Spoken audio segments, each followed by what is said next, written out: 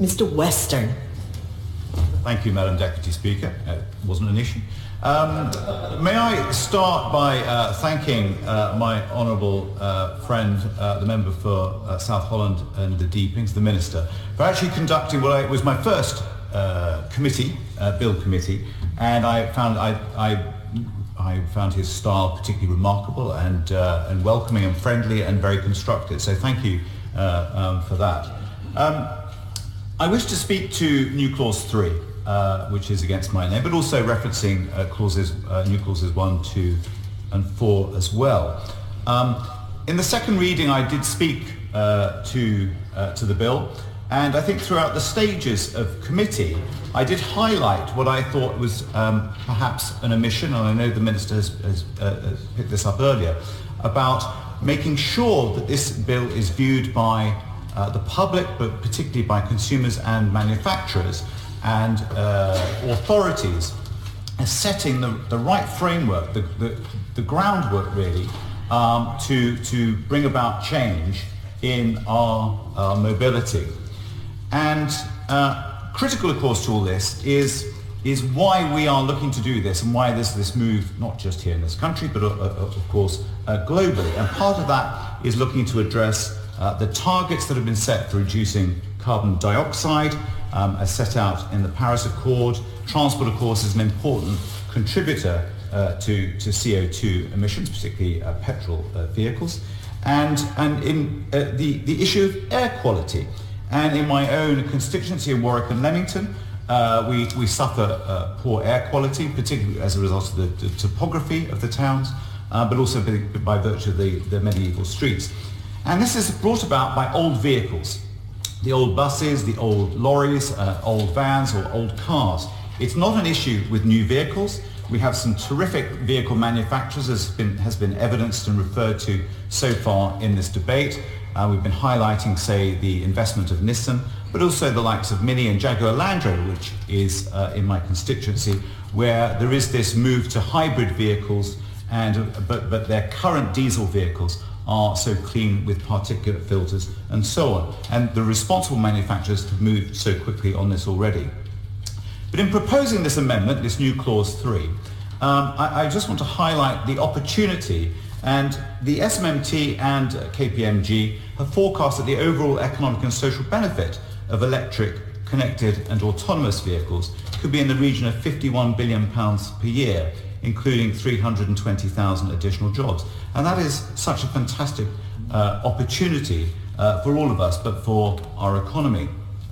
But of course, as has been spoken about readily so far in the debate, that the matter of charging points is something of a postcode lottery.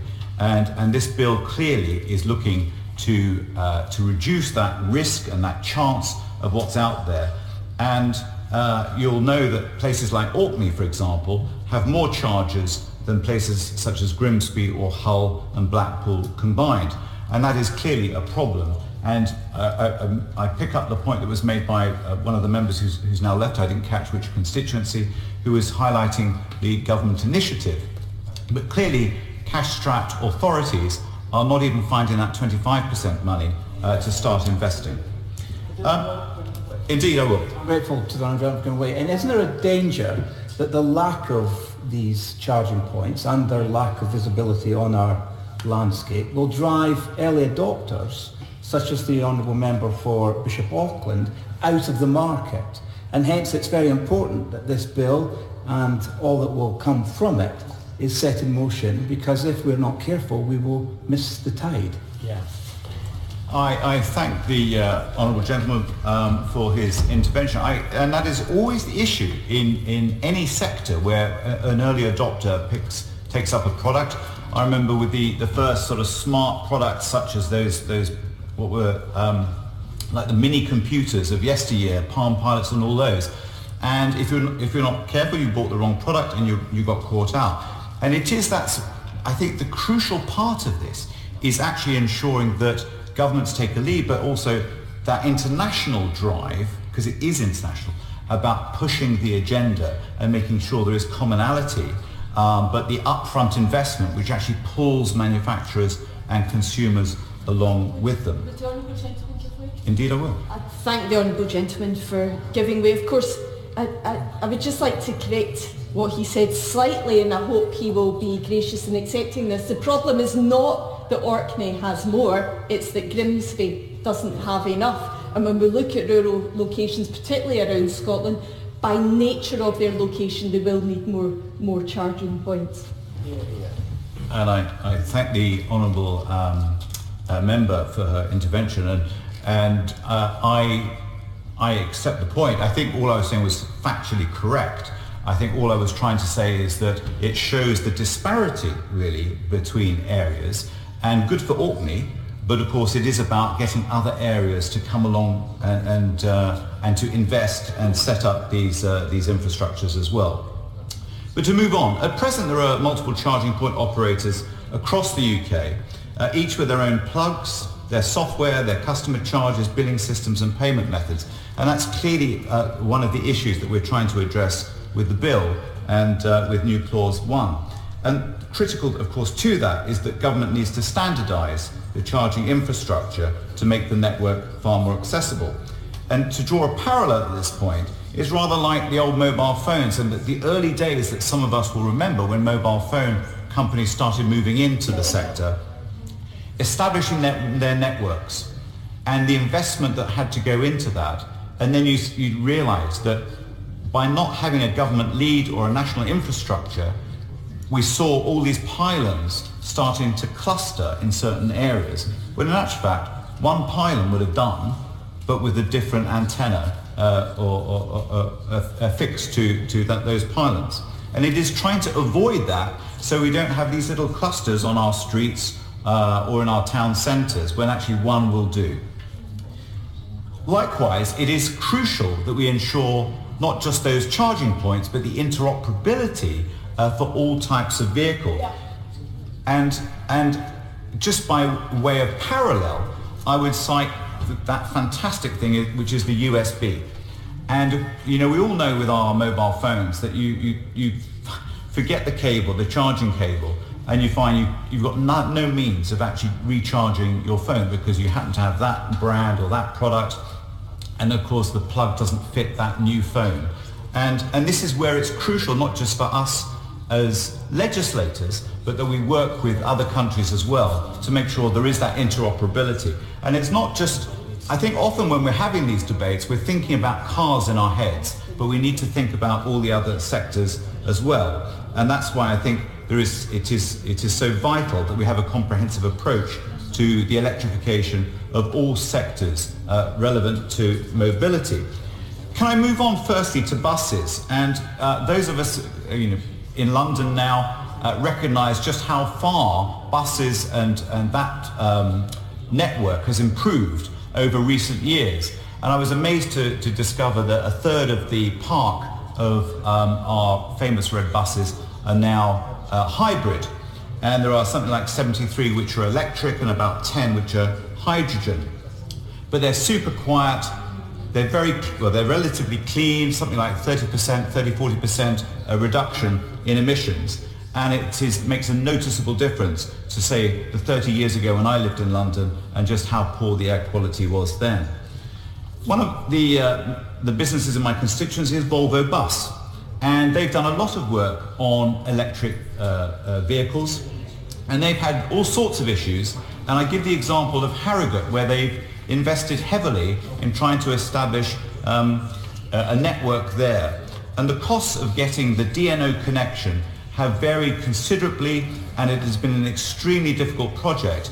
And we have to recognise that with these sorts of businesses, being they're the first adopter, they're the ones trying to get these new technologies established, that we need to make it as easy as possible. One of the issues, say, with commercial vehicles and with buses is the need for these pantograph type systems which actually charge the vehicles from above. And this is what European manufacturers are looking at, whether they be Mercedes or Fiat or Renault or Volvo or the others, is how they recharge those vehicles when they're at a bus stand or they're in a garage or wherever. And this is the sort of infrastructure that we need to make sure is generic across all manufacturers and standardised. I give way to the gentleman there. I'm very grateful for the honourable gentleman for giving way, and I absolutely agree that we need to look at the technology of how buses and other vehicles will charge en route. Can I invite him to look at the pilot scheme that's been running in Milton Keynes, where there's been an induction charging system for a bus route that's wholly electric, and this potentially will give the technology for recharging rather than installing expensive overhead line equipment. Absolutely. Well, I thank the gentleman for the invitation, and I would certainly be delighted to take him up on that. So yes, that's one for the future. And I guess I will indeed give way. I have no desire to prolong the gentleman's speech unduly, as the Financial Secretary of the Treasury is waiting for his dinner. But the point he makes about buses and local support for electric vehicles, he will know that the government's done a great deal to support the provision of low emission vehicles by bus companies, and indeed workplace charging has also been supported strongly by government. I wonder if the honourable gentleman would agree that perhaps we need just to broadcast that more, so that more people know that they can benefit from the support that's available. Government's done its bit, and I'm extremely grateful in my time for the great work my officials did on those particular bits of the work. So is it about more publicity, does he think? I thank the gentleman for his intervention. It is about motivating and encouraging change through consumers. I would like to just move on finally to electric bikes and mobility vehicles, and it might seem like a very a less glamorous or less glossy sector of the market, but we do have some terrific bike manufacturers in this country. We have Pashley, Moulton and Brompton, of course, here in London. And Brompton's first e-bike is about to roll off the production lines. But our sales of electric bikes are way behind those of other countries. We're something like 7th in Europe, with 5% of the total is sold in Europe, way behind those of Austria, Italy, France, Belgium, Netherlands and Germany. Germany has 36% of total sales. In 2016, the City of Munich started a subsidy scheme for electromobility that includes electric bikes. And the purchase price is granted to private companies and non-profit organisations with a contribution of, say, €500 for electric bikes or 1,000 for electric cargo bikes. In Sweden, there is a 25% government subsidy for all e-bikes until 2020. And this has led to a surge of 50% increase in electric bikes being adopted in their country. It's been hugely successful in the last 12 months particularly, and it shows what sort of leadership can do about changing the sort of consumer behaviour that the honourable gentleman was referring to. And the same thing applies to commercial vehicle fleets as well, whether it be haulage or local delivery. So, Madam Deputy Speaker, in summing up, I would really urge that the government takes on board the amendment, New Clause 3. It is there. I think it is very simple, a very straightforward amendment, and I would urge them to adopt that because it will put forward the framework, it will identify all the different vehicle sectors that need to be considered to make sure they're very much front of mind in this bill going forward.